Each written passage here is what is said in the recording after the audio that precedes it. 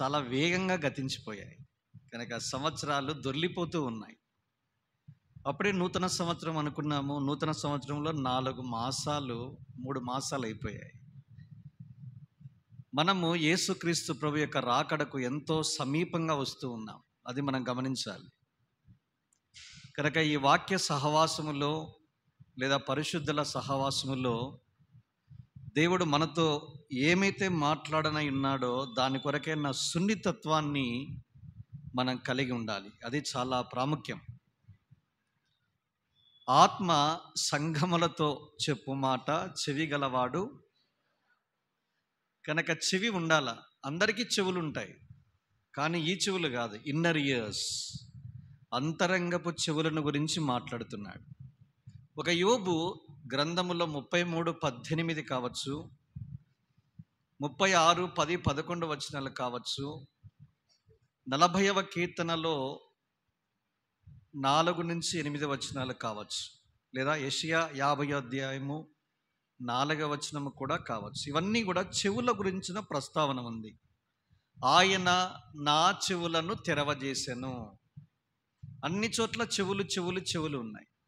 కనుక నీకు నాకు అంతరంగపు చెవులు అవి గుచ్చబడాలి లేదా తెరవబడాలి. అప్పుడు మాత్రమే దేని యొక్క స్వరాన్ని ఎంతో స్పష్టంగా వినే సాధ్యత వీలు ఉంటుంది. కనుక నీవు నేను ఇలాంటి సహవాసములో దేని యొక్క స్వరాన్ని వినే మంచి అవకాశాన్ని ప్రభు ఇచ్చాడు. ఇది సెలవు దినము. చాలామందికి ఎగ్జామ్స్ ఉన్నా కూడా రాగలిగారు. మీ విశ్వాసాన్ని దేవుడు గణపరచాలన్నదే మా అభిలాష. మీరు దేవుని గణపరిచారు, నన్ను గణపరచు వారిని నేను గణపరచాను. కనుక దేవుడు మిమ్మల్ని గణపరిచి ఇంకా ఆశీర్వాదకరమైన, ధన్యకరమైన, వైభవోపేతమైన భవిష్యత్తు మీ జీవితాల్లో కలిగి ఉండాలన్నది మా ఆశ మరియు భారం. సరే, మెట్టుకేదైనా ఈ యవనస్తుల కూడికలో చివరి ఘట్టం ఇదే. ఇక 30 నిమిషాల్లో మనము 4 గంటలు క్లోజ్ చేసుకొని డిస్పర్స్ అవుతాం. కనుక ఈ మధ్యాహ్న కూడిక కూడా శ్రద్ధగా వాక్యాన్ని వినాలని, శక్యమైతే రాసుకోవాలని, రాని వారికి కూడా ఇక్కడ చెప్పబడిన వాక్యాన్ని మీరు ఇతరులతో పంచుకోవాలని కోరుతూ ఉన్నా. వాక్యం వినడం ఒక ఎత్తు, వాక్యం రాసుకోవడము రెండవ ఎత్తు. వాక్యాన్ని రాసుకోవడం చాలా ప్రాముఖ్యం. ద్వితీయోపదేశకాండము 17:14 ఉన్న మాట ఏంటంటే, రాజు రాజ్య సింహాసనమందు ఆసీనుడైన తర్వాత యాజకుల దగ్గరికి వెళ్ళి లేవీల స్వాధీనములో ఉన్న ధర్మశాస్త్రమునకు ఒక ప్రతిని తన కొరకు రాసుకోవాలి. రాజు చేయాల్సిన పని ఏంటంటే, రాజు అయిన వెంటనే టాస్క్ వాక్యాన్ని రాసుకోవాలి. హోంవర్క్ చేయాలి రాజులు కూడా. మెడికల్ కాలేజీలో ఎట్లుంటుందంటే, ఫస్ట్ ఇయర్ జాయిన్ అయ్యామనుకో, రే నీకు ఎలాంటి ర్యాగింగ్ లేవాలంటే సులభతరంగా నీకు ఒకటి పని చెప్తాను రా అంటాడు. ఏం సార్? మేడం సార్ అన్నారు కదా, నా రికార్డ్స్ అన్ని రాసి పెట్టు, నీకు ఎలాంటి ర్యాగింగ్ ఉండదు. కనుక రాజు మంత్రులను సైనికులను పిలిపించి నా కొరకు రాయండి అయ్యా అన్నాం అనుకో, డిస్క్వాలిఫై అవుతాడు ఆయన.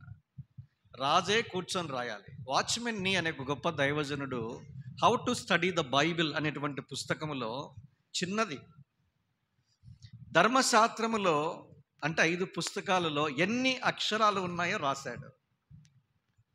నియర్లీ 5 lakhs, 1 lakh, 1,00,000 అక్షరాలు ఉన్నాయి. 1,00,000 అక్షరాలను గంటల్లో మారిస్తే ఎన్ని గంటలు అవుతాయో తెలుసా అండి? 84 hours. ఆయన రాయలేదు, నేను దాన్ని కన్వర్ట్ చేస్తూ వచ్చిన. మనం కూడా సాధకం చేయాలి కదా, హోంవర్క్. రాసింది రాసినట్టుగా ఉండకూడదు, దాన్ని మనం ఇన్నోవేటివ్గా థింక్ చేయాలా. దానికి ఈ దినాల్లో ఇన్నోవేటివ్గా ఆలోచించేవాడు, ఇన్నోవేటివ్గా చేసేవానికే ఈ లోకం పట్టం కడుతుంది. లేకుంటే మూస పద్ధతి ఉంటే ఏం లాభంలే. మనం కూడా చాలా ట్రెమెండస్ థింకింగ్తో ముందుకెళ్ళాలి. దేవుని ప్రజలుగా మీకు కూడా బోధిస్తున్నాం. ఇప్పుడంతా ఆర్టిఫిషియల్ ఇంటెలిజెన్స్ ఎరా ఇది. కనుక దానికి స్పెషలైజేషన్ వచ్చేసింది యూజీ, పీజీ, మాస్టర్స్ డిగ్రీలలో లేదా రీసెర్చ్లలో. కనుక మనము ఇన్నోవేటింగ్ థింకింగ్ దేవుని ప్రజలకు బాగా ఉంటుంది, నేను బలంగా నమ్ముతాను. అందుకే వారెన్ WVSP అనే ప్రపంచ ప్రఖ్యాత Bible commentator preaching with imagination ఇంత బుక్ రాశాడు. దాన్ని ఒక పేజీ చదివి బుక్ మూట పెట్టి అటక మీదకి ఎక్కించాను. అర్థం కాలే. అప్పటికి ఇప్పుడేమైనా అర్థమవుతుందో తీయాల మళ్ళీ. ఓన్లీ ప్రీచింగ్ విత్ ఇమాజినేషన్ ఇంతగా ఇన్ని పేజీల గ్రంథం రాశాడు ఆయన. అంటే మన imagination it's a powerful imagination. అయితే దురదృష్టం ఏంటంటే యవనస్తులు కరప్టెడ్ ఇమాజినేషన్, వారు ఊహంతయు కేవలము ఈ ఫాంటసీ వరల్డ్కి వెళ్తారు యవనస్తులు. ఎవరైనా కావచ్చు, తెలియక చాలామంది పొరపాటు పడ్డాం, ఇప్పుడు దాన్ని మానేయాల. ఒకప్పుడు చెప్పేవారు లేరు, ఇమాజినేషన్స్ ఇలా ఉంటాయని ఎవరైనా చెప్తే సిగ్గుపోతుంది. పౌలు అద్భుతంగా రాశాడు, ఏమాత్రం సిగ్గుపడలేదు. అవమానకరమైన రహస్య పాపములను విసర్జించి ఉన్నాము. 2 కొరింథీ 4:2. అరే అంత గొప్ప దేవుడు ఏంటి ఈ మాట రాశాడు? అవమానాన్ని తెచ్చిపెట్టే రహస్యమైన కార్యాలను విసర్జించాలంట. రహస్యంలో కొన్ని ఉంటాయి, అది బయటికి చెప్పామనుకోండి అవమానాన్ని తెస్తాయి. ఇదే మాట ఎఫెసీ గ్రంథకర్త అంటే ఇదే పౌలు 5వ అధ్యాయము 10, 11, 12లో కూడా రాశాడు. అవమానకరమైన రహస్య కార్యాలను నిష్ఫలమైన అంధకార క్రియలలో పాలివారై ఉండక వాటిని ఖండించండి. వాటిని జరిగించు వారు రహస్యమందు జరిగించు వాటి గురించి మాట్లాడడం కూడా అవమానము అని రాశారు. కనుక ఈ ఇమాజినేషన్ని దేవుని యొక్క వాక్యానికి మిళితం చేయండి. మీ చదువును గురించి ఆలోచించండి, అద్భుతంగా మీరు రాణించే అవకాశం ఉంటుంది. కనుక దేవుడు మిమ్మల్ని అలాగూ సిద్ధపరచునుగాక. కనుక వాక్యం రాయడం అనేది రాజరికం, ఇట్స్ అ సైన్ ఆఫ్ రాయలిటీ. మా గురించి ఏం చెప్పలేదన్నా అనుకోవద్దండి. రాజు అంటే వితిన్ బ్రాకెట్స్ రాణి. రాణి లేకుండా రాజు ఉన్నాడా? కనుక రాణులు గారు రాయాల్సిందే. కనుక మొత్తానికి ఏదైనా దీని యొక్క వాక్యం రాసుకోండి, ఇతరులతో పంచుకోండి, నెమరేసుకొనండి. తద్వారా రానున్న దినాల్లో దేవుని కొరకు బలమైన సాక్షులుగా, సాధనాలుగా పౌలు వలె వాడబడాలన్నదే మా ఆశ, ఆకాంక్ష మరియు భారం. సరే, మెట్టుకు ఏదైనా మధ్యాహ్న కాలము ఇంత మంచి భోజనం పెట్టి చల్ల ఫ్యాన్ కింద పెట్టి వాక్యం వినమంటే ఏమన్నా దీని సమంజసమే అన్నా అని అనుకుంటారు కొంతమంది. ఒక గడియ పడుకుని నిద్రపోయి లేచే సమయం ఇది, కానీ మధ్యాహ్నం మీటింగ్ పెట్టారు. అందుకే ఒక ప్రసంగికునికి కత్తి మీద సాము లాంటిది ఏంటంటే, మధ్యాహ్నం మంచిగా సృష్టిగా బిర్యానీ పెట్టి వాక్యం చెప్పన్నా అనడమే ప్రసంగికునికి కత్తి మీద సాము లాంటి సంఘటన అంట. సరే, మెట్టుకి ఏదైనా ప్రభువే తన వాక్యం ద్వారా మన ప్రాణాలను తెప్పరిల్ల చేయునుగాక. మనందరం కలిసి మరలా అపోస్తలుల కార్యములు 9వ అధ్యాయము 15వ వచనాన్ని కలిసి చదువుదాం. Acts of Apostles chapter 9 and reading all together verse 15 please. అందుకు ప్రభువు, నీవు వెళ్ళుము, అన్యజనుల ఎదుటను రాజుల ఎదుటను ఇశ్రాయేలుల ఎదుటను నా నామము భరించుటకు ఇతడు నేను ఏర్పరచుకొనిన సాధనమై ఉన్నాడు. ఏర్పరచుకొనిన సాధనము. For he is a chosen vessel unto me. దేవుడి వాక్య భాగాన్ని మన వినికిడిలో ఆశీర్వదించునుగాక. అపోస్తలుడైన పౌలు చరిత్ర ఎంత చెప్పినా తరగని చరిత్ర. నిజంగా ఆయన గురించి హెర్బర్ట్ లాకియర్ అనే ఒక దేవుని దాసుడు all the men of the Bible అనేటువంటి ఒక పుస్తకములో పౌలు గురించి 12 అద్భుతమైన విషయాలు చెప్పాడు. పాల్ అనేటువంటి మాట లేదా పౌలు అనేటువంటి మాటకు అర్థం ఏంటంటే చిన్నది లేదా చిన్నవాడు అని అర్థం, లిటిల్. కనుక ఎవరైతే ప్రభు యొక్క దృష్టిలో చిన్నవారుగా ఉన్నారో వారు అద్భుతంగా దేవుని చేత వాడబడినట్లుగా మనం చూస్తాం. ఇదన దేవుని యొక్క దృష్టిలో నన్ను నేను తగ్గించుకున్నప్పుడు, గొప్పవారంగా కాక చిన్నవారుగా మనము తగ్గించుకున్నప్పుడు అద్భుతంగా దేవుడు వాడుకుంటాడు. అందుకే పౌలు ఈ పత్రికల్లో చాలా వరకు దాన్ని కొట్టొచ్చినట్టుగా చూపించాడు. యేసు ప్రభువారి యొక్క దీనత్వాన్ని అమోఘంగా 2వ అధ్యాయంలో ఫిలిప్పీ సంఘానికి అద్భుతంగా వర్ణించి తెలియజేసిన తీరు ఎంతో గొప్పదిగా మనం చూడగలం. కనుక పౌలు జీవితము మనం ఒకసారి చూస్తే ఇతను తార్సులో జన్మించినట్లుగా చూస్తాం. అపోస్తలుల కార్యములు 22వ అధ్యాయం 3లో మనం చూడగలం. తార్సు వాడైన సౌలు, మీకు ముందే చెప్పాను, ఇతను ఒక యవనస్తుడు. అపోస్తలుల కార్యములు 7వ అధ్యాయం 58లో మనం చూసాం. రెండవ సంగతి ఏంటంటే గమలీయేలు పాదాల దగ్గర నేర్చుకున్నాడు. అపోస్తలుల కార్యం 22వ అధ్యాయం 3లో అదే మాటను మనం గమనించగలం. గమలీయేలు పాదాల దగ్గర నేర్చుకోవడం అంటే ఆ దినాల్లో గ్రేట్ బైబిల్ టీచర్ ఆయన. అలాంటి ఆయన దగ్గర శిష్యరికం చేశాడు. తర్వాత దాని కింద ఏం రాయబడింది అంటే, 26వ అధ్యాయం 5లో దాని కొనసాగింపు మాట. యూదా మతానికి సంబంధించిన వాడు, యూదుడు అని రాశాడు చూడండి. కనుక జూయిష్ రిలీజియన్ అంటే ఎంతో మతనిష్ట కలిగిన వాడు. అక్కడ రాస్తాడు మోస్ట్ స్ట్రైటెస్ట్ సెక్ట్ ఆఫ్ రిలీజియన్ అన్నాడు ఇంగ్లీష్లో, కేజీవి వర్షన్. బహునిష్ట గల తెగకు సంబంధించిన వాడు. మనం ఎంతసేపు బ్రాహ్మణులను గురించి ఎక్కువగా తలపోసుకుంటాం, వాళ్ళే నిష్ఠాగరిష్ఠులని. ఈ తెగకు యూదుల్లో పరిశీలన తెగల చాలా బహునిష్ట కలిగినటువంటి తెగ. ఒక మాట మీకు చెప్తాను ఉదాహరణకి. ఈ పరిసయుడు ఆ 4వ మాట ఏంటంటే నిష్ఠగల తెగకు సంబంధించిన వాడు, యూదా మతానికి సంబంధించిన వాడు. 4వది ఏంటంటే పరిసయుడు. అదే మాట 26:5లో కూడా చెప్పడాన్ని మనం చూస్తాం. పరిసయుల గొప్పతనం ఏంటంటే పరిసయుడు అన్న మాటకు అర్థం Pharisee, which means separated one. పరిసయుడు అంటే అర్థం ఏంటి? ప్రత్యేకించబడిన వాడు. దేనికి? To study the law of the Lord and teach the statutes of the lord.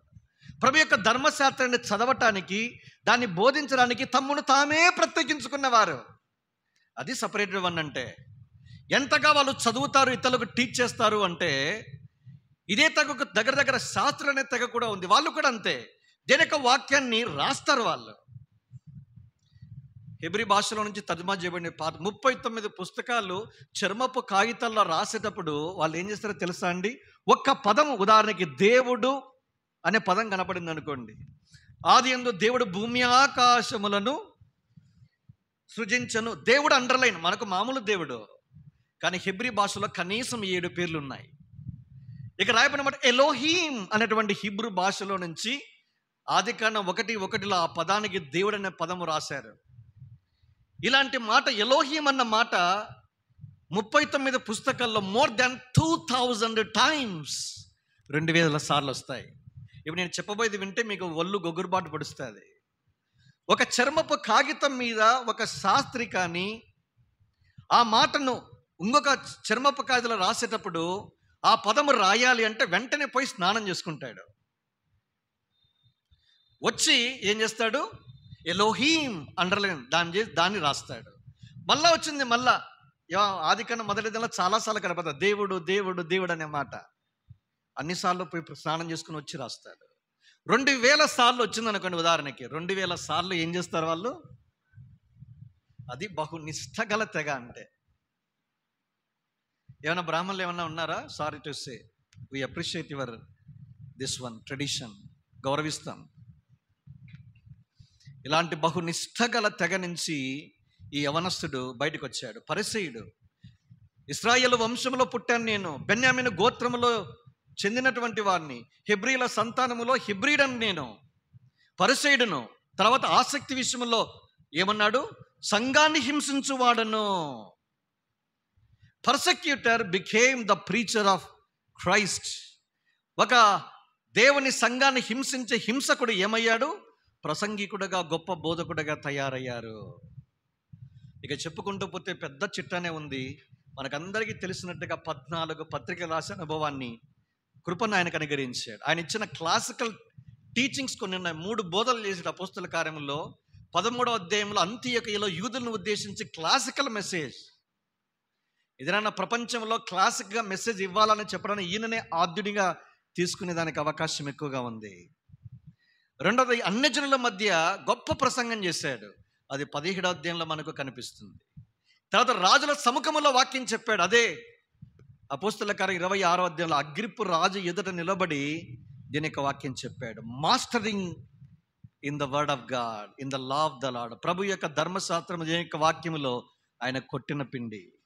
ఇలాంటి చరిత్ర కలిగినటువంటి యవనస్తుని దేవుడు దర్శించాడు. నేను 3 తలంపులు చెప్పి నేను ముందుకెళ్తాను. అపోస్తల కార్యంలో 9వ అధ్యాయం ద్వారా ఏం నేర్చుకొనవచ్చు? First one is Christ is alive even today. యేసుక్రీస్తు ప్రభువారు నేటికి సజీవుడిగా ఉన్నాడు. సౌలును కలుసుకున్నప్పుడు ప్రభువా నీవెవడవన్నాడు. వెంటనే ఏమన్నాడు? సౌలా సౌలా నీవేళ నన్ను హింసించుచున్నావు. ఎవరు నీవంటే? నజరేయుడైన యేసు, జీసస్ ఆఫ్ నాజరత్. 22-26 అధ్యాయాలు 3 క్లబ్ చేస్తున్నా నేను. ఏమై ఉన్నాడు? ఆయన సజీవుడు, అందుకే స్వరం వినపడింది.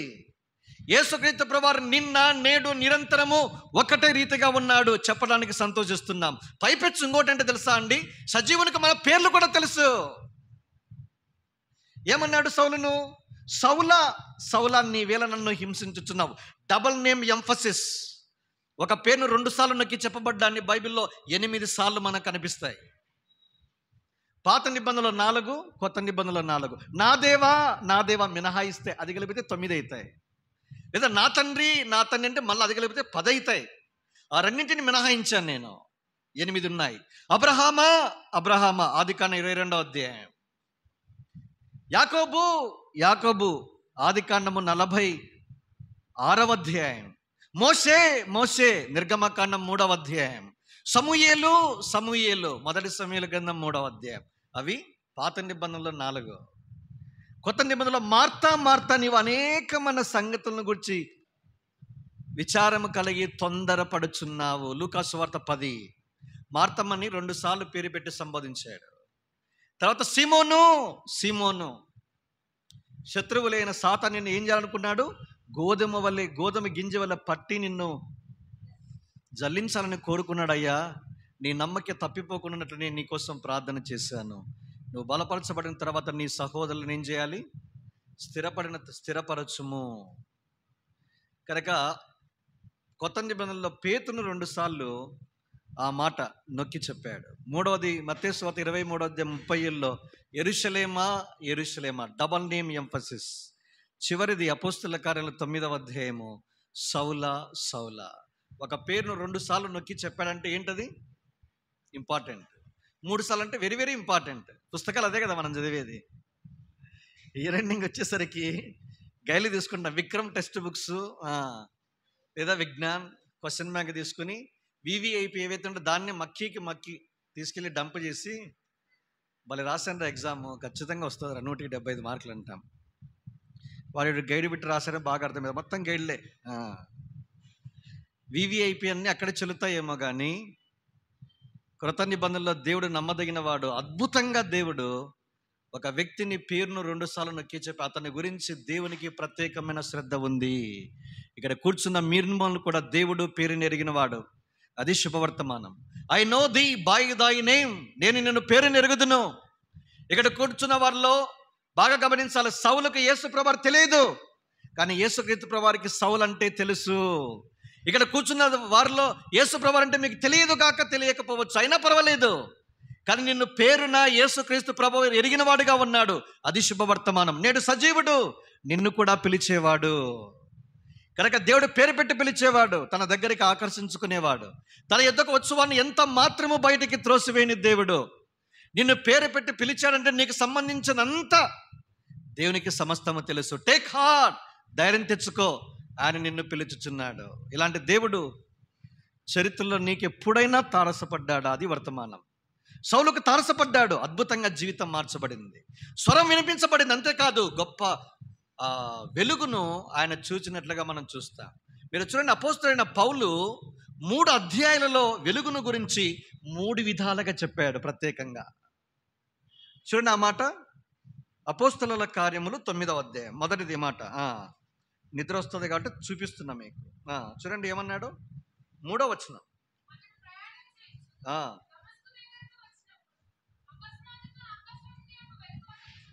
ఒక వెలుగు అతన్ని చుట్టూ ప్రకాశించింది. మా అపోస్తలుల కార్యములు 22వ అధ్యాయం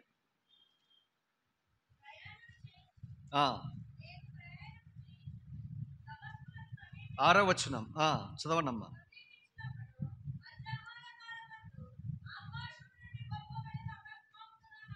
గొప్ప వెలుగు 26వ అధ్యాయం రండి, 13వ వచనం.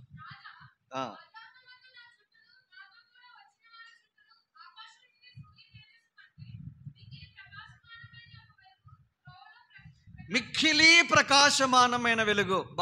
ఎందుకు వ్యత్యాసము? యేసు ప్రభువుని కలుసుకున్న తర్వాత ఆయనతో పాటు నడుచుకుంటూ వెళితే ఆయన వెలుగు ఎంత సమీపంగా, నువ్వు ఎంత సమీపంగా ఆయనతో నడుస్తూ ఉంటావో ఆ వెలుగు ప్రభావం పరిధి పెరుగుతూ ఉంటుంది. అర్థమైందా? రక్షించబడినప్పుడు ఏమన్నాడు? ఒక వెలుగు అన్నాడు. 22వ అధ్యాయంకి వచ్చేసరికి గొప్ప వెలుగు అన్నాడు.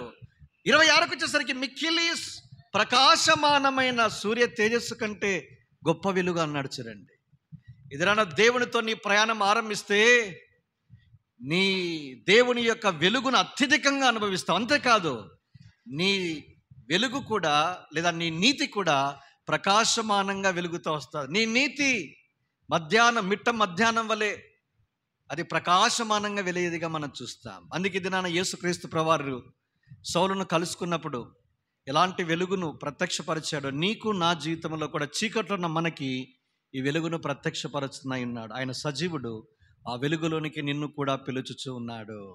ఇంకా కొంచెం ముందుకు వెళితే రెండో భాగం ఏంటంటే, ఆయన పర్సెక్యూటర్ రాయబడిన మాట, నీవేళ నన్ను హింసించుచున్నావు. దేనికి జ్ఞాపం చేస్తుంది? ఆయన ఏమనుకున్నాడంటే దేవునికి సేవ చేస్తున్నాను అనుకున్నాడు. పాపం, ఎందుకు యూదా మతంలో ఉన్నాడు.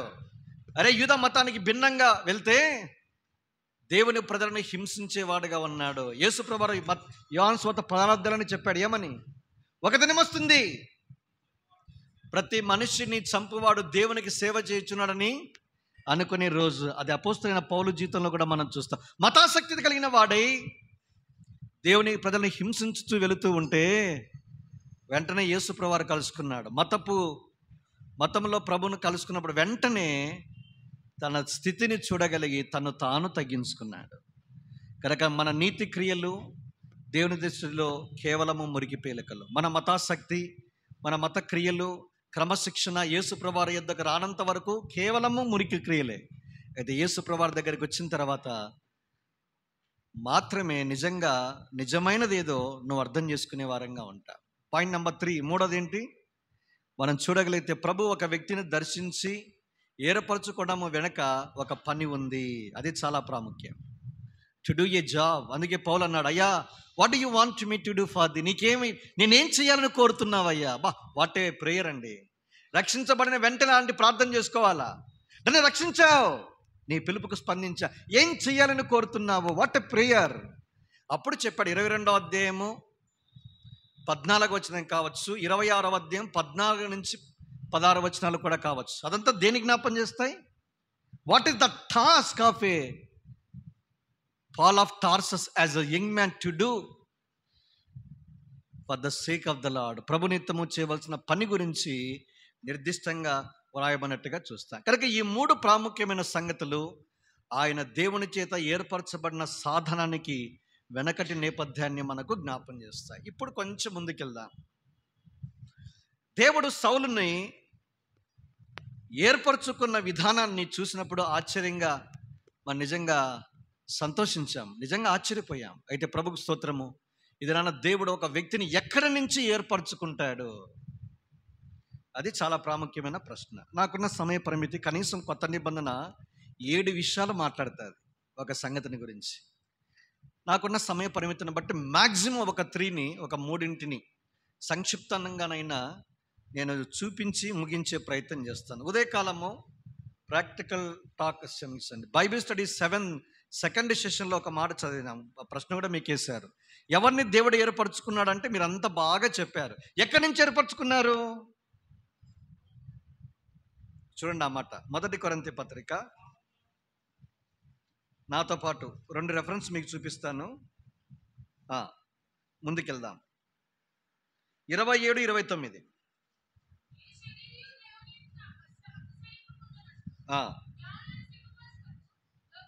చాలా లోకములో నుండి నెక్స్ట్ బలవంతులైన వారిని సిగ్గుపరచుటకు లోకములో, లాస్ట్ కింద వచనము ఎన్నికైన వారిని వ్యర్థం చేయుటకు లోకములో. లోకము అనే మాట మనకి కనిపిస్తుంది. యోహాను సువార్త 15వ అధ్యాయం 19లో ఒక రెఫరెన్స్ చదవాలి అందరూ. యోహాను సువార్త 15వ అధ్యాయం.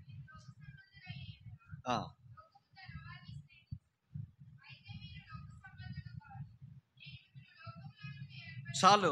అపోస్తలుడైన పౌలు ఇతడు నేను ఏర్పరచుకున్న సాధనమైనాడు. ఎక్కడి నుంచి ఏర్పరచుకున్నాడు? లోకములో నుంచి ఏర్పరచుకున్నాడు. లోకం అంటే అర్థం ఏంటి? కొత్త నిబంధనలో గ్రీకు భాషలో నుంచి కొత్త నిబంధన తర్జుమా చేయబడింది. గ్రీక్ లాంగ్వేజ్ కూడా రిచ్ లాంగ్వేజ్, పదాలు ఎక్కువ ఉంటాయి. అందులో ఒకటి ఏంటంటే లోకం. ఉదాహరణకి లోకం అంటే కనీసము కొత్త నిబంధనలో 3 పదాలు తర్జుమా చేశారు. గ్రీకులో నుంచి ఇంగ్లీష్లో కానీ తెలుగులో కానీ. ఒకటి భౌతిక ప్రపంచం, కనపడించే ఫిజికల్ వరల్డ్, దాన్ని కూడా భౌతిక ప్రపంచానికి లోకము అనే పేరు పెట్టారు. కనిపించే పర్వతము, చెట్టు, పుట్ట, సముద్రము, ఇవన్నీ కూడా అది లోకం. ఫిజికల్ వరల్డ్కి వరల్డ్, లోకాన్ని అనే పేరు పెట్టారు. రెండవది వరల్డ్ అనే మాట ప్రజెంట్ ఈవిల్ సిస్టమ్, లోక సంబంధమైన చెడు ఏదైతే ఉందో దుష్టత్వముతో నింపబడిన ప్రపంచానికి లోకం అనే పేరు పెట్టారు. అది గలతీ పత్రిక 1వ అధ్యాయం 4లో మనం చూస్తాం. మూడో మాట లోకం అంటే ఏంటి? People on the face of the earth. లోకం అంటే మనుషులు, భూమి మీద నివసించే మనుషులు. అందుకే గురజాడ అప్పారావు గారు చెప్పారా, లోకం అంటే మట్టి కాదే, లోకం అంటే, అది స్లోగన్. లోకం అంటే మట్టి కాదు, లోకం అంటే మనుషులు. దేవుడు లోకమును ఎంతో ప్రేమించడంటే ఫిజికల్ వరల్డ్ని ప్రేమించలేదు, ప్రజెంట్ ఈవిల్ వరల్డ్ని ప్రేమించలేదు. దేన్ని ప్రేమించాడు? భూమి మీద ఉన్న నిన్ను నన్ను దేవుడు ప్రేమించాడు. ఎందుకు మనిషిని ప్రేమించాలి? ఎవరి మనిషి? నీవు నేను ఎవరము? ఆదికాండం 1వ అధ్యాయం 22వ వచనంలో చూస్తే, మన పోలిక చొప్పున మన స్వరూపమందు నరులను చేయుదుము. మనము దైవ స్వరూపాలు, దైవ పోలికలో మనము నిర్మించబడిన వారము. ఆయన పోలికలో, ఆయన స్వరూపంలో నిర్మించబడిన ప్రజలు భూమి మీద ఉన్నారు. ఒకవైపు అది నాణానికి. అందుకు దేవుడు లోకంలో ఉన్న మనలను ప్రేమించాడు. పాయింట్ నెంబర్ 2, ఈ ప్రజలు దేవుడు తన పోలికలో స్వరూపంలో సృష్టించబడిన వారు ఎక్కడున్నారు? 1 యోహాను పత్రిక 5వ అధ్యాయం 19లో ఒక మాట ఉంది, లోకమంతయు దుష్టుని యందు పడి ఉన్నదని ఎరుగుదుము. లోకమంతా ఎక్కడుందంటే, దేవుని ప్రజలందరూ ఎక్కడున్నారంటే దుష్టునిలో పడిపోయారు. పడినడం అంటే పడిపోయారు, దుష్టుని చేతిలో ఉంది. అందుకే ఒకసారి ఒక టైటిల్ వేశాడు. టైటిల్ కింద వేరేది వేసిన తర్వాత ఒక స్కెలిటన్ వేశాడండి. స్కెలిటన్ అంటే పుర్రె ఉంది, చర్మము లేని చేతులు ఉంది, ఈ మధ్యలో మైక్ ఎలా ఉందో ఇట్లా గోళం ఉంది, భూగోళం ఉంది, ఈ 2 చేతులు, ఈ పుర్రె ఉంది. లోకమంతా ఈ దుష్టుని చేతిలో పడి ఉండడం అంటే ఇది అర్థం. చూసారా? జస్ట్ సింపుల్ ఒక పిక్చర్, ఒక ఫోటోగ్రాఫ్ చెప్పేసింది 1 యోహాను 5:19. సర్వలోకము అపవాది చేతిలో, దుష్టునిలో, దుష్టత్వములో పడిపోయి ఉంది. అందుకు దేవుడు నిన్ను నన్ను ప్రేమించాడు. ఏ విధము చేత నిన్ను లోకము నుంచి నన్ను విడిపించటానికి, లోకములో నుంచి నిన్ను నన్ను ఏర్పరచుకొని ప్రత్యేకించుకోవటానికి దేవుడు సంకల్పించాడు. దాని కొరకై తన కుమారుని లోకమునకు పంపిను. ఇందులో ప్రేమ కనుక దేవుడు లోకాన్ని ప్రేమించిన మనలను ప్రేమించాడు. మనలను విడిపించటానికి ఆయనే స్వయంగా తన కుమారుడిని ఈ లోకానికి పంపించాడు. ఆయన వచ్చి ఈ దినాన ఏం చేశాడు? నిన్ను నన్ను విడిపించడానికి శిలువ మీదకి వెళ్ళాడు. తానే బంధించబడ్డాడు. శిలువ మీద 2 మేకులతో 2 చేతుల్లో కొట్టబడి, పాదాలలో మేకుల చేతితో కొట్టబడి బందీగా మార్చబడ్డాడు. ఆయన బంధించబడ్డాడు. బంధించబడిన మనము విడిపించబడ్డాం. ఆయన మరణించాడు. జీవితకాలం అంతా మరణ భయము చేత దాస్యముకు లోబడిన నిన్ను నన్ను విడిపించటానికి ఆయన మన వలనే రక్త మాంసాల్లో పాలువాడయ్యాడు. ఈ యేసుక్రీస్తు ప్రభువారు నీ కొరకు నా కొరకు రాకపోయి ఉంటే మనం ఎప్పటికీ లోకంలోనే, పాపంలోనే, దుష్టుల్లోనే పడి ఉండేవారము. అయితే ప్రభుకు స్తోత్రము. మన విషయంలో దేవుడు తన అదాని సంకల్పాన్ని కలిగి ఉన్నాడు. మనల్ని ఎప్పుడు ఏర్పరచుకున్నాడో తెలుసా అండి? ఇప్పుడు కాదు, జగత్తుకు పునాది వేయబడక మునిపే క్రీస్తునందు ప్రేమ చేత మనలను ఏర్పరచుకున్నాడు. Before the foundation of the world. మీరందరూ చదువుకున్న పిల్లలు, భూమికి ఎప్పుడు పునాది వేశారు? ఎందుకన్నా ఈ ప్రశ్నల పరంపర టైం అయిపోతుందని అనుకుంటున్నారా? ప్రశ్నలకు జవాబు తెలియకపోతే లైబ్రరీకి వెళ్ళవలసిన అవసరం లేదు. చెప్పిన కదా కేర్ ఆఫ్ అడ్రస్, గూగుల్ తల్లి. టైప్ చేయి, నియర్లీ 1800 to 2000 crores ఇయర్స్. ఆమె కూడా తెలిసింది కొంతే, తెలిసింది గోరంతా, తెలియంది కొండంతా. తెలిసిన స్టాటిస్టిక్లో చెప్తుంది ఆవిడ. దాన్ని నమ్మాలా? సరే, ఎందుకంటే దాన్ని నమ్ముతాం గనక. 2000 కోట్ల సంవత్సరాల క్రితము భూమికి పునాది వేయబడితే, పునాది వేయబడక మునిపే నిన్ను నన్ను దేవుడు క్రీస్తులో ఏం చేశాడు? అందుకే క్రీస్తులో ఏర్పరచుకున్న నిన్ను నన్ను వాస్తవికంగా లోకము నుంచి తన కొరకు అక్షరానుసారంగా నెరవేర్చుకోవటానికి తన సొంత కుమారుడు జగదుత్పత్తి మొదలుకొని వధించబడిన వాడు నీ కొరకు 2023 సంవత్సరాల క్రితం శిలువ మీదకి వెళ్ళి చనిపోయాడు, సమాధి చేయబడి తిరిగి లేచాడు. ఆ ప్రభు నేటికి సజీవుడు. ఆయన ద్వారానే లోకములో నుంచి ప్రభు కొరకు మనం ఏమవుతున్నాము? ప్రత్యేకించబడుతున్నాం. ఇప్పుడు లోకములో నుంచి దేవుడు నిన్ను నన్ను ఏర్పరచుకున్నాడు. మరి లోకానికి కొన్ని క్యారెక్టర్స్ ఉంటాయి. ఏంటవి? ఒక 3 సంగతులు చెప్తాను. 7 3 చెప్తాను. పాయింట్ నెంబర్ 1 ఒకటేంటి చూడండి, మార్కు సువార్త 4:19. మార్కు సువార్త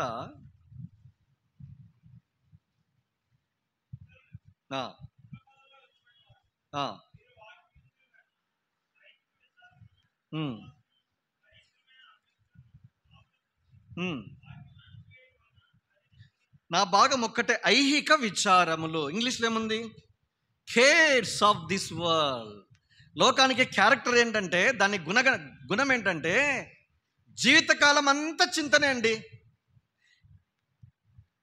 ఐహికం అంటే లోకం, విచారం అంటే చింతలు. యేసుప్రభువారు మత్తయి సువార్త 6:24 నుంచి 33 వచనాలు మీరు చూడండి.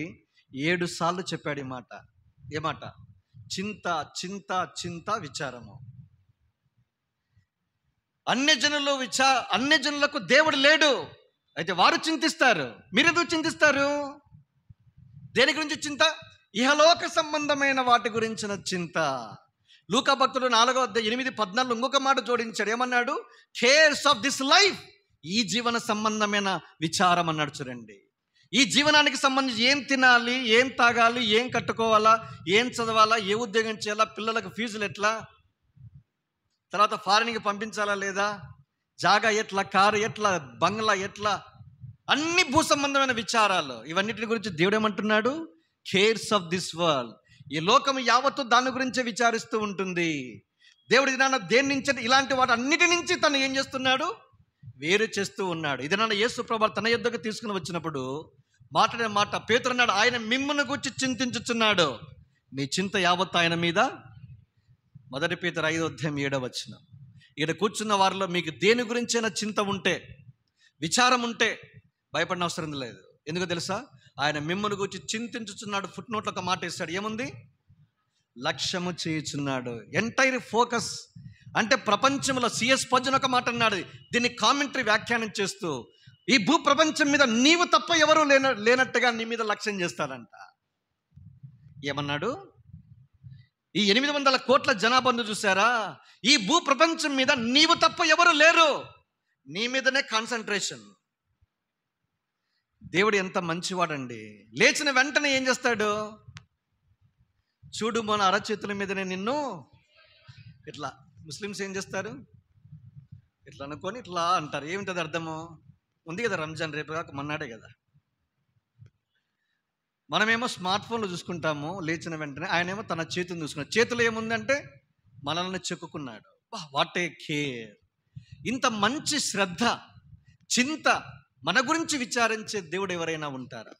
నిన్ను ఎప్పుడైతే పేరుని ఎరిగిన వాడుగా ఉన్నాడో, నిన్ను ఆది నుంచి అంతం వరకు నీ గురించి తెలుసు ఆయనకి. అర్థమైందా నేను చెప్పే మాట? నీ గురించి ఆది నుంచి అంతం వరకు, బిగినింగ్ నుంచి ఎండింగ్ వరకు తెలుసు. ఎందుకు చింతిస్తావు? Don't be anxious for nothing. Philippi 4:6. దేనిని గురించి చింతపడకుడి. ఎందుకంటే చింతించేవాడు యేసు ప్రభువు. ఎందుకైనా పాదాల చింత. మీ జీవితాన్ని ప్రతి దినం ఆరంభించండి మార్తమ్మలాగా. మార్తమ్మ ఏం చేసిందంట? మార్తమ్మ యేసు ప్రభువారి యొక్క, క్షమించండి, మరియమ్మ యేసు పాదాలను కోరుకునింది. అందుకే దేవుడు ఆయన ఏమన్నా, యేసు ప్రభువారు ఏమన్నా అంటే, ఉత్తమమైన దానిని మరియమ్మ ఏర్పరచుకునింది అనింది.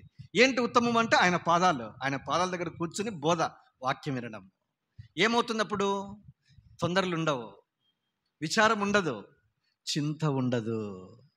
వాటి క్లాసికల్ స్టేట్మెంట్. జీవితంలో ఎన్నో విచారాలు ఉన్నాయి మనకి. మన భవిష్యత్తు, ఉద్యోగము, జాబ్ వస్తుందా లేదా, డబ్బులు ఉంటాయా లేదా, రకరకాల జీవన ఉపాధి సంబంధించిన అన్నిటిని గురించి చింతలు ఉంటాయి. అయితే ఈ దేవుడు నిన్ను గురించి లక్ష్యం చేసేవాడు, విచారించేవాడు, చింతించేవాడు. అందుకే నీ గురించి త్వరపడేవాడు. వారి గురించి తను ఏర్పరచుకున్న వారి విషయంలో ఆయన త్వరగా న్యాయము తీర్చే దేవుడు. అంత మంచి దేవుడు నీకున్నప్పుడు ఎందుకు బాధపడతావు, చింతిస్తావు, నిరుత్సాహపడతావు, డస్సిపోతావు, సమస్యలతో కృంగిపోతావు. లేయ్, ప్రభుని దక్షిణాస్తాన్ని నీ మీద ఉంచి నిన్ను లేవనెత్తి తన కొరకు వాడుకొనై ఉన్నాడు. ఈ మాటని చెప్పి పౌలు సౌలు జీవితంలో కూడా చూస్తాం. ఈ మాట చెప్పి నువ్వు లేచి నీ పాదంలో నిలిపి నిలవడం చెప్పాడు. 22-26 చదవని ఇంటికి వెళ్ళిన తర్వాత దేనికి చింతపడి లేచి కింద పడినా తిరిగి లేవాలా, లేచి ముందుకే సాగిపోవాలి. కనుక ఈ ప్రభువు నమ్మదగిన వాడు, నీ జీవిత కాలం అంతయు నడిపిస్తాడు. ఈ దేవుడు సదాకాలమునకు మనకు దేవుడై ఉన్నాడు, మరణము వరకు మనలను నడిపించును. కీర్తన 48:10 మనకి మాట చెప్పబడింది. 32:8 నీ మీద దృష్టి నిలుపుతాను, నీకు ఆలోచన చెబుతాను, నీవు నడవవలసిన త్రోవను నేను నడిపిస్తాను, బోధిస్తాను. ఇంత మంచి దేవుడు నీకున్నప్పుడు లోక సంబంధమైన చింతలన్నిటి నుంచి విడిపించే ప్రభు దగ్గరికి రా. ఆయన నిన్ను ఏర్పరచుకొనుచున్నాడు. పాయింట్ నెంబర్ 1 అది. పాయింట్ నెంబర్ 2 ఏంటి చూడండి, నాతో కలగలిపి 1 కొరింథీ పత్రిక. నేను కొంచెం వేగంగా వెళ్తున్నా. 1వ అధ్యాయం 20-21 వచనాలు.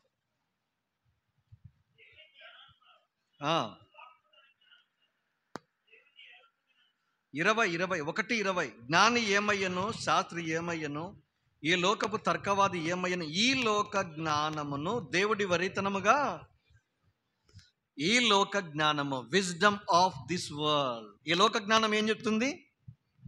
జీవ పరిణామ సిద్ధాంతము, థియరీ ఆఫ్ ఎవల్యూషన్. చదవాలనా లేదా? చదవాల్సిందే, మార్కులు పోతాయి. కొన్నిసార్లు మనము నమ్మే సిద్ధాంతము విశ్వాసానికి వేరుగా ఉంటాయి, కానీ చదవాల్సిందే. ఉదాహరణకి ఎవరు? దానియేలు, షద్రక్, మెషక్, అబేద్నెగోలు బబులోని యూనివర్సిటీకి వెళ్ళారు. 3 ఏళ్ళు ఇంటెన్సివ్ కోచింగ్ తీసుకున్నారు వాళ్ళు. అర్థమైందా? డిగ్రీ 3 ఏళ్ళు ఎందుకు ఉండాలా? ఎవరు చెప్పినారు డిగ్రీ 3 ఏళ్ళు పెట్టమని? దానియేలు 1వ అధ్యాయంలో ఉంది, 3 ఏళ్ళు డిగ్రీ పెట్టారు.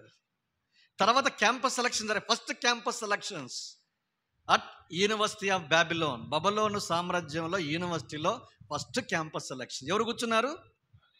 రాజే కూర్చున్నారు. ఎందుకు? పైరవీలు చేసే వాళ్ళు ఎక్కువ అయ్యారు జనాలు. ఏపీపీఎస్సీ బోర్డులో ఇంటర్వ్యూ ఎత్తేసారు. ఎందుకు? లంచం, డబ్బులకు అమ్ముడుపోతారేమోలే, ఎందుకు వచ్చిన గొడవ అని తీసి పడేశాడు అంతే. కనుక రాజే కూర్చుని ఎగ్జామినేషన్ ఇంటర్వ్యూ చేస్తే ఫ్లయింగ్ కలర్స్తో బయటకు వచ్చారు. 10 times బెటర్ దాన్ ఆల్, 10 శ్రేష్ఠులుగా బయటకు వచ్చారు బయటికి వాళ్ళు. కనుక వాళ్ళు ఏం చేశారు? కల్దీల లాంగ్వేజ్ నేర్చుకున్నారు, సకల శాస్త్ర ప్రావీణ్యాన్ని సంపాదించాడు. దానిలో 10 రాయబడింది. ఏ శాస్త్రాలు అయితే ఉన్నాయి అన్నీ చదివి పడేసినారు. అట్లే చదవడం, రాసి పడేయడం అంతే. కానీ కన్విక్షన్స్ ఎలా ఉన్నాయి? దానియేలు 1:8 రాశాడు, Daniel purpose in his heart that he should not defile himself by taking king's meal and wine. రాజు భుజించే భోజనము, పానము చేసే ద్రాక్షరసాన్ని పుచ్చుకొనకుండునట్లు ఏదైతే లేవికాండములో ఉందో తన కన్విక్షన్స్కి, వాక్యానికి కట్టుబడ్డాడు. కనుక మీరు కొన్నిసార్లు చదవాల్సిందే, రాయాల్సిందే. డార్విన్ ఎవరనుకుంటున్నారు? యూదుడు. చూసారా కొసమెరుపు ఎలా ఉందో? చచ్చిపోయే సమయానికి మళ్ళీ ఏదో చెప్పాడు, కానీ అది ఎవరు పట్టించుకోరు, అంతే అయిపోయింది. డార్విన్ మళ్ళీ పశ్చాత్తాపడి ప్రభు దగ్గరికి వచ్చాడన్నది అనేక మంది బైబిల్ స్కాలర్స్ ఒక పరిచయం చేశారు చాలామందికి. అయితే విషాదం ఏంటంటే అదేం పెద్ద పరిగణలోనికి లేదు. అందుకే మీరు గమనించాలి, ఈ లోక జ్ఞానాన్ని బట్టి ఏం చేస్తారు? Where is God? దేవుడు ఎక్కడున్నాడన్నా? ఇంకా అవుట్డేటెడ్ బుక్ పట్టుకొని తిరుగుతున్నావు ఏంటన్నా? అవుట్డేటెడ్ బుక్ కాదు, అప్డేటెడ్ బుక్ ఇది. మీరు ఏ సెంచరీలైనా ఉండండి, ఎప్పటికీ అప్డేట్ అయి ఉంటుంది. ప్రపంచంలో ఇప్పటికీ దీని మీద మీరు చూడండి, ప్రపంచ ప్రఖ్యాత వైద్యులు ఎవరైతే ఉన్నారో 10 best doctors all over the world తీశారు. మీరు ఎక్కువగా నమ్మే పుస్తకం ఏదైనా ఉంది అంటే 10 మందిలో 8 మంది ది హోలీ బైబిల్ అని నమ్మారు, ఓటేశారు. మిలీనియన్ మహనీయులని ఉన్నారు. ఏది? ఈనాడు పేపర్లో వచ్చేది ఒకప్పుడు, ఒక 10 ఏళ్ళు వెనక్కి వెళ్తే. మిలీనియన్ మహనీయులు 10 ఏళ్ళు కాదు, దాదాపుగా 18 ఏళ్ళు అనుకుంటారు. అందులో మోస్ట్ ఎక్కువగా ప్రచురించబడి చదవబడుచున్న best selling book on the face of the earth so far is the holy Bible, is the only book that is none other than the holy Bible. ప్రపంచంలో అనేక భాషల్లోనికి తర్జుమా చేయబడింది.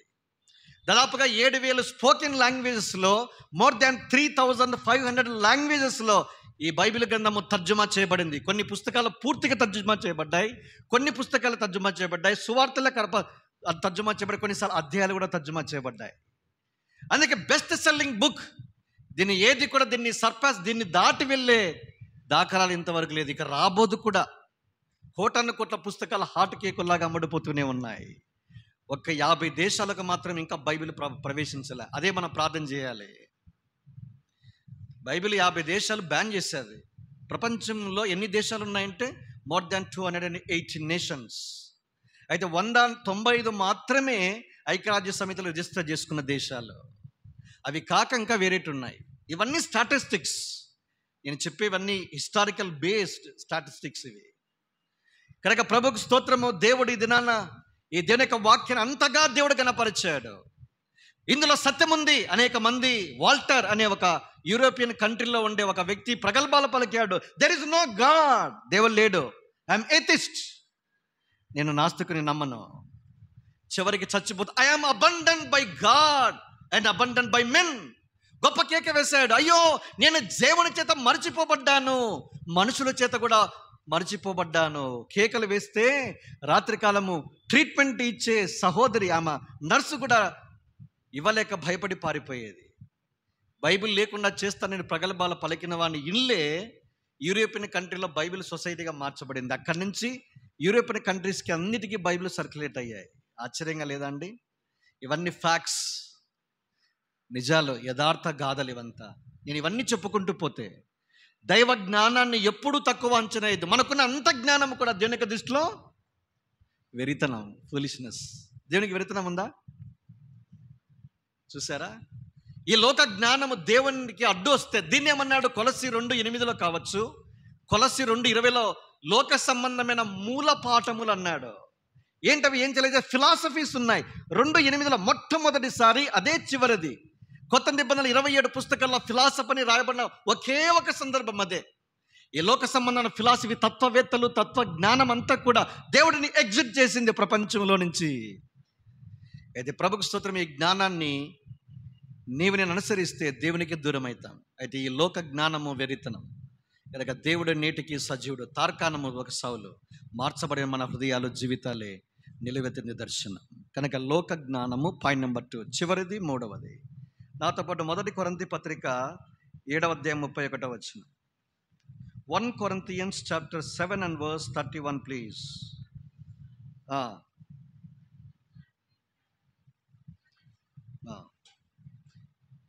ఏలయనగా ఈ లోకపు నటన గతించుచున్నది. కేజీవి చదివితే ఏముంది? Fashions of this world. ఇది నాన్న దేవుని దగ్గర రారా బాబు అంటే, అన్నా ఏందన్నా అప్డేట్ 21st century అన్నా, ఏంటి అసలు పైనుంచి కింద వరకు చూస్తే ఫ్యాషన్ ట్రెండ్ ఫాలో అవుతా ఉంటారు. అట్లే ఏం ట్రెండు? గుర్రపు నాడ ఉంటుంది చూసావా, తలకాయ ఇటువైపు సగమే ఉంటుంది. ఇదంతా ఏందన్నా అంటే స్టైల్ అన్నా. ఏందన్నా నువ్వు ఎక్కడున్నావు అంటాడు. ఆ మధ్య మా బ్రదర్లో చెన్నై నుంచి ఒక బ్యాగ్ తీసుకుని వచ్చాడు. బ్యాగ్ చూస్తే ఏముంది? అది మామూలుగా ఈ RS brothers, Chennai shopping mall, ఇవన్నీ ఉన్నాయి కదా, సిఎంఆర్, ఇవంతా అలాంటిది. ఏంటి ఈ బ్యాగ్ ఉంది అంటే, అయ్యో బావా ఇది చాలా, ఇంకా నీకు తెలియడం లేదు, గోనె సంచి, 50 కిలోల గోనె సంచి. ఏమైందంటే అమ్మాయిలు బెల్ బాటం కుట్టించారంట. ప్యాంట్, బెల్ బాటం ప్యాంట్ ఏముందంట, గోనె సంచితో కుట్టించుకున్న క్లాసికల్గా వెళ్తున్నారంట. అంతే. అరే ఇంత అందంగా ఉన్న అమ్మాయిలు ఇదేంటి గోనె సంచి కట్టుకున్న, ఇవి వేసుకున్న ఫ్యాషన్స్ ఆఫ్ దిస్ వరల్డ్. మా అమ్మ ఆ మధ్య సాక్షులు చూసిన అప్పుడు, ఓ కాలంలో ఎవరెవడ సానియా మిర్జా ఉంది కదా, ఆమె వేసుకున్న జీన్స్ ప్యాంట్ మోకాలంతా చిరిగిపోయి, ఏంది నాయన ఇంత చిరిగిపోయింది పాపం, ఏం బట్టలు లేవానా? అయ్యో అమ్మ అమ్మాయికురాలా, ఇది trend, fashions of this world. దాని ఖరీదు ఎంత తెలుసా? 1000 రూపాయలు కూడా రాదమ్మా, 10,000 ఎక్కువే పెట్టాలా. ఎంత చింపుకుంటే అంత ఫ్యాషన్ అది. చూసారా? ఇప్పుడు గోనెపట్ట కట్టుకుంటే ఫ్యాషన్, వేసుకున్న వస్త్రధారణ ఫ్యాషన్, తర్వాత cutting fashion, everything fashions of this world. ఎంత విచిత్రంగా, విడ్డూరంగా మనుషులు కనపడుతున్నారో. ఒకప్పుడు జీన్స్ ప్యాంట్ ఒకటే కలర్ ఉండే, ఇస్త్రీ పెట్టి కాల్ చేస్తే ఫ్యాషన్ అది. ఎందుకు? షేడ్ వస్తుంది, వేరే అస్త్రం పడాలి దాని మీద. లాస్ట్కి ఒకటి చెప్తాను, ఒక కథ, యథార్థ గాథ. ఒక వ్యాపారస్తుడు మంచిగా జీన్స్ తెప్పించండి పూణే నుంచి, బాంబే నుంచి షిప్ వస్తుంది కదా ఫారిన్ నుంచి సరుకు, అంత స్మగుల్ గుడ్స్ అక్కడి నుంచే తెచ్చుకుంటాం మనం, బాంబే పూణే నుంచే. తర్వాత ఢిల్లీలో కనపడుతుంది దొంగ బజార్, చోర్ బజార్ ఏదో ఉంది. మొత్తానికి అయితే తెచ్చి అమ్మితే ఎవడే కానీ కొనుక్కోవడంలా, జనాలే రావడంలా. ఎంతో ఖర్చు ఇన్వెస్ట్ చేశాడు డబ్బులు, కానీ తెచ్చుకున్న డబ్బుకి అప్పు ఎక్కువైపోయింది, వడ్డీ. ఏం చేయాలో తెలియదు, చనిపోవడానికి సిద్ధం చేసుకున్నాడు. గన్ను తీసుకున్నాడు, సావటానికి సిద్ధపడితే వెంటనే వచ్చి పనివాడు, బుల్లెట్లు వెళ్ళిపోయాయి, సిద్ధంగా ఉంటే పనివాడు వచ్చి ఆపేశాడు. ఎప్పుడైతే బుల్లెట్లు వెళ్ళిపోయాయో జీన్స్ ప్యాంట్లు అన్నీ వేలాడదీశాడు. వెళ్ళి వెంటనే బుల్లెట్లు అన్నీ కూడా ఏమయ్యాయి, జీన్స్ ప్యాంట్లకు వెళ్ళి హోల్స్, రంధ్రాలు చేశాయి. వెంటనే లాంటి యవ్వనస్తుడు, ఫ్యాషన్స్ ఆఫ్ దిస్ వరల్డ్లో ఉన్నవాడు నడుచుకుంటూ వెళ్తే, ఏంటన్నా ఈ జీన్స్ ఎక్కడి నుంచి తెచ్చారు అన్నాడు. అరే ఇది కొత్తగానే తెచ్చి, వీడు అవాక్ అవుతున్నాడు, వీడు చచ్చి బయటపడ్డాడు ప్రాణంతో. వాడొచ్చి జీన్స్ అప్పుడే అడిగితే ఏం చెప్తాడు? వెంటనే వీడు ఎంతో సమయోచితమైన జ్ఞానం కలిగిన దాసుడు పనివాడు అన్నాడు, బ్రదర్ ఈ జీన్స్ పేరేంటో తెలుసా అన్నాడు. ఇది పూణే నుంచి ఇప్పుడే లేటెస్ట్గా తెచ్చాము, బుల్లెట్ జీన్స్ అన్నాడు ఆయన. ఏ జీన్స్ అది? వెంటనే హాట్ కేకుల్లాగా అమ్ముడుపోయాయి. వేసుకొని పోతారే, హోల్స్ కనపడుతున్నాయి. ఎక్కడి నుంచి తెచ్చా? ఒక్కడు కొనుక్కుంటే చాలు, వెర్రి 1000 విధాలు అన్నట్లు. మొత్తం అంతా ట్రెండ్. ఏదైనా కానుక జరుగుతుందా, కాలేజ్ క్యాంపస్ డేలో, మనం క్యాంపస్ దాని ఏమంటాము, ఈ క్యాంపస్లో కాలేజ్ డే సెలబ్రేషన్స్ మొత్తం యూనిఫామ్గా బుల్లెట్ జీన్సే వేసుకోవాలి. హాట్ కేకుల్లాగా అమ్ముడుపోయాయి, మంచి ప్రాఫిట్ వచ్చింది. అప్పటి నుంచి వాడు కోయడము, మొత్తం చింపడం మొదలుపెట్టి అద్భుతమైన ఫ్యాషన్స్ వాళ్ళకి, ప్రపంచానికి పరిచయం చేశాడు. యవనస్తులారా, మీ జీవితాలు ఈ లోక సంబంధమైన నటన ఎంతవరకు ఉంటుంది? గతించిపోయే నటన. ఇలాంటి లోకంలో పడి దేవుణ్ణే మీరు మర్చిపోతే మీ ముగింపు ఎంతో భయంకరంగా ఉంటుంది. అయితే ప్రభుకు స్తోత్రము, ఈ సాయంకాలం కూడా దేవుడు మిమ్మల్ని దర్శించే సమయం. లోకము నుంచి ఏర్పరచుకున్న పౌలులాగా లోకము నుంచి మిమ్మల్ని కూడా ఏర్పరచుకోవాలని కోరుచున్నాడు. ఈ లోక సంబంధమైన విచారాలన్నిటిని కూడా తీసివేస్తాడు. ఏ విచారం ఉండదు, ఏ తొందరపాటు ఉండదు, ఏ చింతలు నిన్ను నన్ను తొందర పెట్టవు. యేసు ప్రభువే అనుదినము నీ భారాన్ని భరించేవాడు, చింతించేవాడు, లక్ష్యము చేసేవాడు. నీ గురించి అన్నిటిని గురించి ఆయనే శ్రద్ధ తీసుకునేవాడు. తన సొంత రక్తం ఇచ్చి కొనుక్కున్న తర్వాత ఆయన బిడ్డవయ్యావు. నువ్వు సామాన్యమైన వ్యక్తివి కాదు, విలువైన వ్యక్తివి. నీ గురించి ఎంతో శ్రద్ధ తీసుకునే ప్రభువు ఉన్నాడు. అలాంటి ప్రభువు మాకున్నాడు, మేము ఆనందిస్తున్నాం. నీకు కూడా ఉన్నాడా? ఈ ప్రభువు నీకు లేకపోతే నీ చింత యావత్తు యేసు ప్రభువారి మీద వేయి. ఏ భారంతో వచ్చావో మాకు తెలియదు, ఏ సమస్యతో వచ్చావో మాకు తెలియదు, ఏ కొట్టుమిట్టాడుతున్న సందిగ్ధమైన పరిస్థితుల్లో ఈ స్థలానికి వచ్చావో మాకు తెలియదు. వాక్యం వినడానికి వచ్చావా, లేదా నీకున్న సమస్యల సుడిగుండంలో తిరుగుతాయో నన్ను విడిపించేవారు ఎవరైనా ఉన్నారని ఆక్రందనతో ఈ స్థలానికి వచ్చేవేమో మాకైతే తెలియదు. ప్రభుకు స్తోత్రము. ఈ దేవుడు సజీవుడు. పౌలును, తార్సువాడైన సౌలుని, యవనస్తుని మార్చి పౌలుగా మార్చి అద్భుతమైన పనిముట్టుగా, సాధనంగా వాడుకున్నట్లే నిన్ను కూడా ఈ తరములో సాధనంగా, పాత్రగా నిన్ను కూడా నింపి తన కొరకు వాడుకోవాలని కోరుతూ ఉన్నాడు. పాడైపోయిన నీ జీవితంలో అద్భుతమైన నిరీక్షణ ఉంది. ఆ నిరీక్షణ సాక్షాత్తు యేసు ప్రభువారే. ఎంత పాడైపోయినా పర్వాలా, యేసు ప్రభువారి దగ్గరికి వస్తే నువ్వు బాగుపడతావు. ఎన్ని పాపపు అలవాట్ల చేత జీవితాన్ని మెస్సప్ అన్నా, నా జీవితాన్ని ఎంతో, అది ఒక దారపు తాడుని ఎంతో ముడులు వేస్తే ఇక దాన్ని విడిపించలేనంతగా మెస్సప్ అయిపోయినా పర్వాలేదు, దేవుడు నీ జీవితాన్ని తిరిగి కట్టగలడు. ఇలాంటి మంచి దేవుడు నీ కొరకు ప్రాణం పెట్టాడు, రక్తం కాచాడు, చనిపోయాడు, తిరిగి లేచాడు. ఇది నా నీతో కూడా సౌలు వలె, సౌలా సౌలా నీవేలా నన్ను హింసించుచున్నావు, ఇది నిన్ను పేరున సంబోధించి తన కుమారునిగా, కుమార్తెగా చేసుకోవాలని కోరుకుంటున్నాడు. మీకు అవకాశం దేవుడు ఇచ్చాడు ఉదయకాలం సెషన్లో మారు మనసు పొందటానికి. ఈ పౌలు కూడా అన్నాడు, ఎక్కడ 26వ అధ్యాయం 18 అన్నాడు, మారు మనసు పొందండి, దేవుని వైపు తిరగండి, మారు మనసు తగిన క్రియలు చేయటానికి, చీకటిలో నుంచి వెలుగులోనికి తీసుకురావడానికి నన్ను దేవుడు నియమించాడు. ఆయన సెలవిస్తే వర్తమాన వెలుగులో యవనస్తులారా, ఆయన యవనస్తుడు, ఆయన నీతో నాతో మాట్లాడుతున్నమాట. నా జీవితం మార్చబడింది, మీరు కూడా మారాలన్నది నా ఆశ. ఆయన అనుగ్రహ ఐశ్వర్యాన్ని తేలిగ్గా తీసుకోవద్దు. ఆయన దీర్ఘశాంతాన్ని, సహనాన్ని ఎంత మాత్రము చులకనగా ఎంచొద్దు. నిన్ను మారు మనసు పొందుటకు ప్రేరేపిస్తూ ఉండగా ఉన్న పాటన యేసు ప్రభువారి యొక్క పాదముల చెంత నీ జీవితం అర్పించుకో. అద్భుతమైన మార్పుతో ఈ స్థలము నుంచి వెళ్ళిపో. జీవితానికి చింతలు ఉన్న ఒకే ఒక జవాబు, ఆయనే యేసు ప్రభువారు. సమస్యలు ఎన్నో, పరిష్కారం ఒక్కటే, ఆయనే యేసుక్రీస్తు ప్రభువారు. కనుక దుఃఖములో నుంచి ఆనందములోనికి, నిరీక్షణ లేని జీవితంలో నుంచి నిరీక్షణకు ఆస్పదం కలిగించే విధంగా నడిపించేవాడు యేసు. పడిపోయిన వాడిని ఉద్ధరించేవాడు, కృంగిన వాడిని లేవనెత్తేవాడు, బంధకాలు ఉన్న వాడిని విడిపించేవాడు. సమస్యలకు పరిష్కారాన్ని చూపించేవాడు. అంతేకాదు నీ యాత్రా జీవితం అంతా నీ అక్కర్ల విషయంలో, నీ విషయంలో శ్రద్ధ కలిగి ఉండేవాడు, నిన్ను గురించి చింతించేవాడు యేసుప్రభువారు. ఆ యేసుప్రభువారికి నీ జీవితాన్ని ఇంకా అర్పించుకోకపోతే ఈ సాయంకాలం ఒక మంచి తరుణం. రండి, ప్రార్థన చేసుకుంటాం. మోకాళ్ళొంగండి. 2 నిమిషాల్లో మేము ముగించున్నాం. ప్రభు నిన్ను దర్శించే సమయం. ప్రభు సజీవుడు ఇక్కడ కూడా సంచరిస్తూ ఉన్నాడు. నా ఆత్మ మీ మధ్య ఉన్నది గనుక భయపడకుము. ఆత్మరూపేణ మన మధ్య సంచరించే దేవుడు. వాక్యపు వెలుగులో ఎన్నో సంగతులు విన్నాం.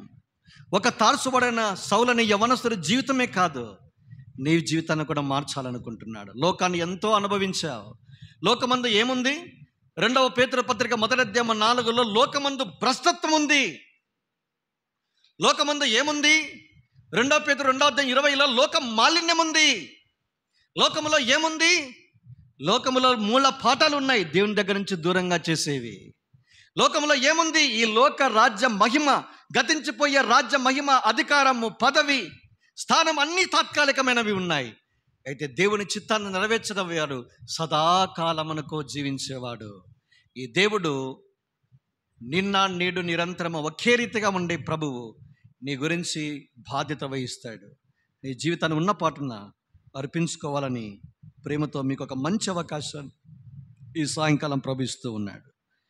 ఎవరైనా దేవుని చేత దర్శించబడితే, వాక్యం ద్వారా ఒప్పించబడితే, యేసుప్రభువారి ద్వారా నాకు కూడా పాపక్షమాపణ కావాలండి, లోకములో నుంచి దేవునిలోనికి రావడానికి ఇష్టపడుతూ ఉన్నానండి, ఈ వెలుగులో నేను నడుచుకుంటూ అన్యోన్యమైన సహవాసం దేవునితో గడపాలని కోరుకుంటున్నానండి, నా కోసం కూడా ప్రార్థించండి. అలాంటి వారు ఎవరైనా ప్రార్థన చేసుకుంటే మీ కుడి చేతిని పైకెత్తి చూపించండి, మేము మీకోసం ప్రార్థన చేస్తాం. ఉదయకాలం తీసుకున్న వాళ్ళు మరలా చేతులు ఎత్తద్దండి. కొత్తగా ఇదే చివరి అవకాశం, చివరి కూడిక ఇది. ఇంకా దేవుడు మిమ్మల్ని దర్శిస్తూ ఉన్నా మీ హృదయాన్ని కఠినపరుచుకుంటూ ఉంటే ఈ సాయంకాలం ఈ చివరి కూడికలో మీకు ఒక అవకాశం. ఎవరైనా ఉన్నారా? మీ కుడి చేతిని మీ తలకు పైకెత్తి చూయించండి, మీకోసం మేము ప్రార్థన చేస్తాం. అటు ఇటు చూడొద్దండి, కళ్ళు మూసుకోనండి. 2 నిమిషాలు మిమ్మల్ని ఈ స్థలం నుంచి పంపిస్తాం. ఇంకా ఎవరైనా ఉన్నారా? సహోదర దేవుడు నీ పాపాన్ని క్షమించి తన కుమార్తెగా స్వీకరించి నిత్య రాజ్యానికి మిమ్మల్ని కూడా వారసురాలుగా చేయనుగాక. ఎవరైనా ఉన్నారా? ఉదయకాలం తీసుకున్న వాళ్ళు మళ్ళీ చేతులు ఎత్తవలసిన అక్కర్లేదు. ఎవరైనా ఉన్నారా? సహోదర దేవుడు నీ పాపాన్ని క్షమించి పాప క్షమాపణ ద్వారా నిత్య జీవానికి మిమ్మల్ని కూడా వారసురాలుగా చేయనుగాక. సహోదర దేవుడు మీ పాపాన్ని కూడా క్షమించి తన కుమార్తెగా అంగీకరించుగాక. లాస్ట్లో చివరిలో ఉన్నారు సహోదరులు. సహోదర దేవుడు మీ పాపాన్ని కూడా క్షమించి తన కుమార్తెగా స్వీకరించి లోకంలో నుంచి తన కొరకు ప్రత్యేకించుకొని పరలోక రాజ్యానికి మిమ్మల్ని కూడా వారసులుగా చేయనుగాక. ఇంకెవరైనా ఉన్నారా? పోనివద్దండి సమయాన్ని. దేవుని గురించి మంచి సమయము, మిమ్మల్ని దర్శించే సమయము, చీకట్లో నుంచి వెలుగులోనికి వచ్చే సమయము, దుఃఖము నిట్టూర్పు ఎగిరిపోయి నీ తలల మీదకి నిత్యానందాన్ని తీసుకుని వచ్చే సమయం ఇది. ఆ యేసు ప్రభువారి యొక్క రక్త ప్రోక్షణ కిందకి రాగలిగితే కడగబడతావు, శుద్ధీకరించబడతావు, పవిత్రపరచబడతావు. ఎవరైనా ఉన్నారా? మీ కుడి చేతి పైకెత్తి చూయిస్తే మేము మీకోసం ప్రార్థన చేస్తాం. ఇంకా ఎవరైనా? హృదయాన్ని కఠినపరచుకోవద్దు. ఇది చివరి కూడిక, మంచి అవకాశాన్ని పోగొట్టుకోవద్దు. ఇదే మిక్కిలి అనుకూలమైన సమయము, నేడే రక్షణ దినము. వాయిదా వేయద్దు. సహోదర దేవుడు మీ పాపాన్ని కూడా క్షమించి తన కుమార్తెగా మిమ్మల్ని స్వీకరించి పరలోక రాజ్యానికి వారసురాలుగా మిమ్మల్ని చేయనుగాక. ఇంకా ఎవరైనా ఉన్నారా? బ్రదర్స్ వైపు, యవనస్తుల వైపు, యవనస్తురా నీ హృదయం దేవుని ఎరుగును. హృదయాన్ని పాడు చేసుకోవద్దు, జీవితాన్ని పాడు చేసుకోవద్దు. దేవుడు మీ జీవితాన్ని కడతాడు. God bless you sister. దేవుడు మీ తీర్మానం గణపరచునుగాక, దీవించునుగాక, సమృద్ధితో మేలుతో నింపునుగాక. ఇంకా ఎవరైనా ఉన్నారా? చివరగా అడుగుతున్నాం, ప్రార్థనలోనికి వెళ్ళనై ఉన్నాం. ఎవరైనా ఉన్నారా? సిగ్గుపడనక్కర్లేదు. ప్రభు నీ కొరకు అవమానకరమైన శిలువ మరణాన్ని బాహాటంగా, వేడుకగా అవమానించబడ్డాడు, తృణీకరించబడ్డాడు, బాధించబడ్డాడు, నల్లగొట్టబడ్డాడు, మొత్తన చేయబడ్డాడు, దేవుని చేత వ్యాధి అనుభవించబడిన వాడిగా చేయబడ్డాడు, మనుషుల చేత ఎన్నిక లేనివాడిగా చేయబడ్డాడు, స్వరూపము సొగసు లేనివాడిగా చేయబడ్డాడు. ఈ ప్రభువును కాదని, వద్దని హృదయాన్ని కఠినపరుచుకొని ఈ స్థలము నుంచి వెళ్ళొద్దు. చివరిగా అడుగుతున్నాం, ఎవరైనా ఉంటే మీ కుడి చేతిని పైకెత్తి చూయించండి, మీకోసం ప్రార్థన చేస్తాం. చివరిగా మీ తలకు పైగా కళ్ళు మూసుకోనండి అమ్మా. God bless you brother. ఇంకా ఎవరైనా మీకోసం ప్రార్థన చేస్తాం.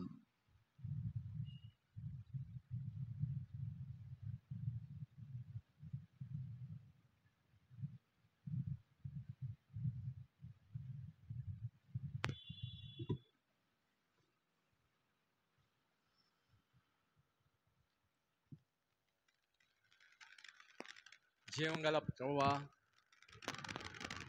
మమ్మల్ని ప్రేమించి ఎన్నో గొప్ప సంగతులు మా ఎదుటికి తీసుకుని వచ్చినావు. లోకములో నున్న అజ్ఞానులైన మమ్మల్ని, ఎన్నిక లేని వారు, నీచి లేని వారు, బుద్ధిహీనులము, నిరుత్సాహం మాత్రమే పొందవలసిన మా జీవితంలో మీరు ప్రేమించి ప్రభా నీ నామం గణపరచడానికి లోకములో నుండి మిమ్మల్ని ఏర్పరచుకునే ఉన్నానని చెప్పిన ప్రభా నీకు స్తోత్రములు. తార్సు వాడైన సౌలు జీవితంని మా దగ్గర తీసుకుని వచ్చావు. నీ వెలుగు ఆకాశం నుండి ఆయన మీద ప్రకాశింపజేసిందావు. గొప్ప వెలుగు, సూర్యుని కంటే మరీ గొప్పదైన వెలుగును ఆయన మీద ప్రకాశింపజేసి మీరు ఆయనతో మాట్లాడి ఉన్నావు. సౌలా సౌలా అని ప్రభా రీతిగా రెట్టించి మీరు మాట్లాడిన మాటను బట్టి ఉన్నారు. ఆ విధంగానే ఈ సమయమున మా మధ్యకు రెట్టించి మాట్లాడుతూ వచ్చిన నీ మాటను బట్టి ఉన్నారు ప్రభా. ఈ సమయమున నీ మాటను నీ పిల్లలకు మీరు ఇచ్చారు. నీ జీవంగల వాక్ ద్వారా మీరు దర్శించారు. వందనాలు చెల్లిస్తున్నాం ప్రభా. ఈ సమయమున నీ సాధనములుగా ఏ ఉద్దేశం కొరకు నువ్వు ఈ బిడ్డలను మీరు ఏర్పరచుకున్నావో ఆ నీ సంకల్పమును బయలుపరిచినందుకు వందనాలు చెల్లిస్తున్నాం ప్రభా. ఈ సమయంలో నీ పిల్లల్ని ఎవరైనా నిరుత్సాహంలో ఉన్నవారిని ప్రభా మీరు ఆదరించుటకు, వారిలో నీ కార్యం చేయుటకు నీ గొప్ప వెలుగు, నీ జ్ఞానము వారిలో నింపుము నాయన. ఈ సమయంలో నీ వాక్యం ద్వారా వారిని ధైర్యంతో నింపండి. నిరుత్సాహపడక ధైర్యం తెచ్చుకొని ప్రభా ఈ లోక సంబంధమైన చింతల నుండి, ఈ లోక సంబంధమైన అపిత్రత నుండి, మాలిన్యం నుండి ప్రభా ఈ లోక నటన నుండి ఈ బిడ్డలను కాపాడి దేవా నీ రాజ్యం కొరకు సిద్ధపరచుకోండి. ఈ సమయమున ప్రభా తీర్మానం కిందికి వచ్చిన బిడ్డలు బట్టి ఉన్నారు. ఉదయం నుండి రక్షణ కొరకును